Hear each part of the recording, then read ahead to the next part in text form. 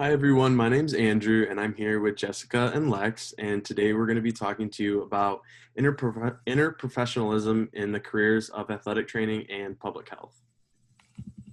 So what is athletic training?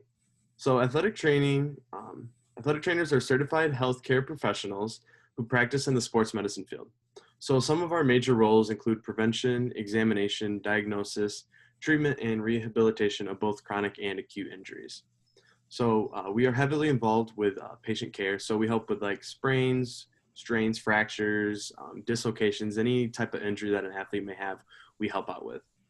We provide information about a patient's injury, and we explain what kinds of exercises, treatments, and programs will work best for them in order to help them return to play.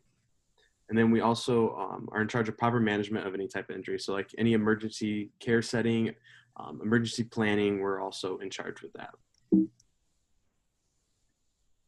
So, like I said, my name's Andrew. I'm a first semester in the Masters of Athletic Training program. So personally, I chose athletic training because of my love for sports. And I knew I wanted to do something with sports and to help people.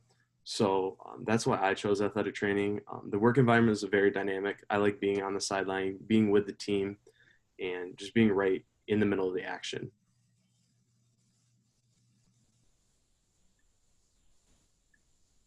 Oops. Okay, Lex, you can. Oh, I talk now. Okay. Hi, I'm Lex. I'm also a first-year student in the Masters of Athletic Training program with Andrew, and I kind of chose this profession for the same reasons, like a big love for sports medicine and the exercise science aspect. I like that you work directly with athletes and you get to be with them hands-on, whether that's immediate care or helping them get back to play. And then I like how you are like the positive influence in someone's life. Like you can make a difference on whether that's their injury or whatever they're dealing with. Like you're a person that they can turn to.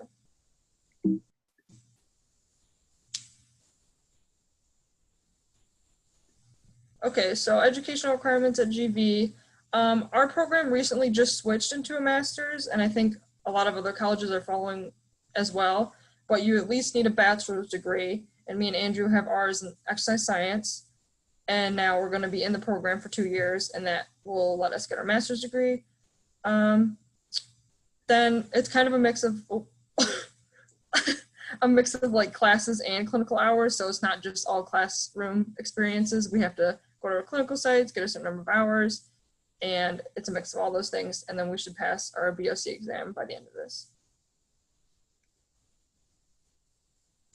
Athletic training and interprofessionalism. It's really, really important because athletic trainers work closely with other professional healthcare teams. So that could be like doctors, physical therapists, orthopedic surgeons, nurses, anything of that nature. And it's also important because athletic trainers can work in so many different places, whether that's a high school professional setting or like a hospital or clinic. So it's important for ATs to really reach out and have relationships with other doctors and things so that we can offer the best form of care and treatment, and that's achieved through collaboration. And we also talk with other healthcare professions to know about evidence-based practice things so that we're up to date and giving the best care to our patients. So my name is Jessica, and I'm a first-year student in the Master of Public Health program at Grand Valley. And so what is public health? Public health is the science of protecting and improving the health of people and their communities. This work is achieved by promoting healthy lifestyles, researching disease and injury prevention, and detecting, preventing, and responding to infectious diseases. Overall, public health is concerned with protecting the health of entire populations. And epidemiology is the study of the distribution and determinants of health-related states or events in specified populations, and the application of this study to the control of health problems. So why did I choose public health?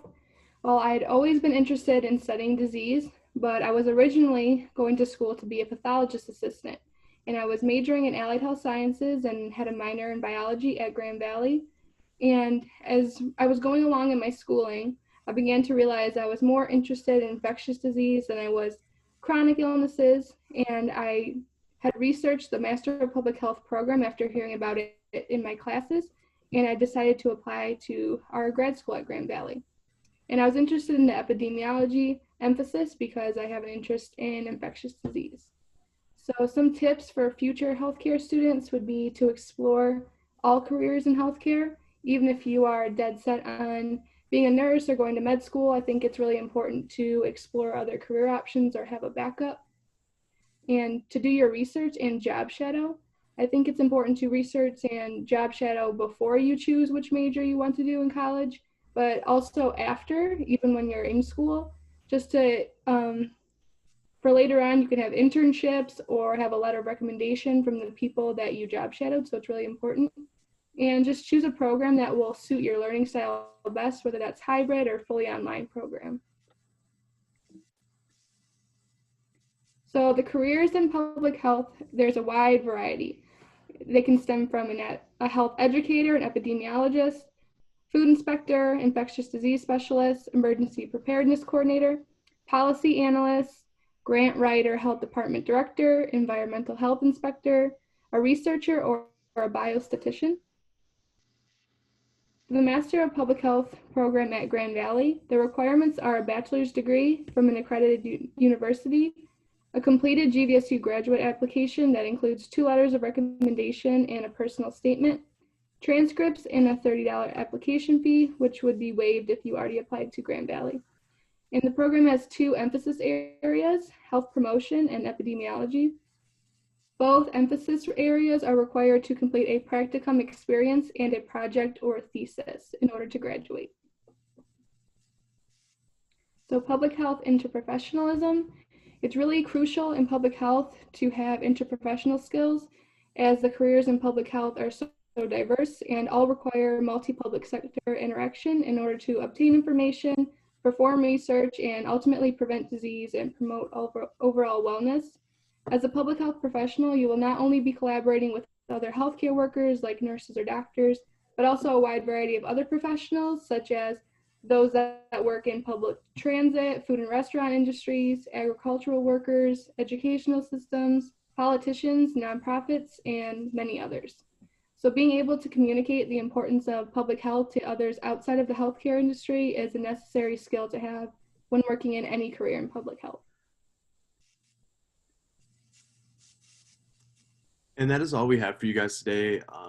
We appreciate you guys watching us and hope that this information is helpful in selecting you pick your major as you enter your college of choice.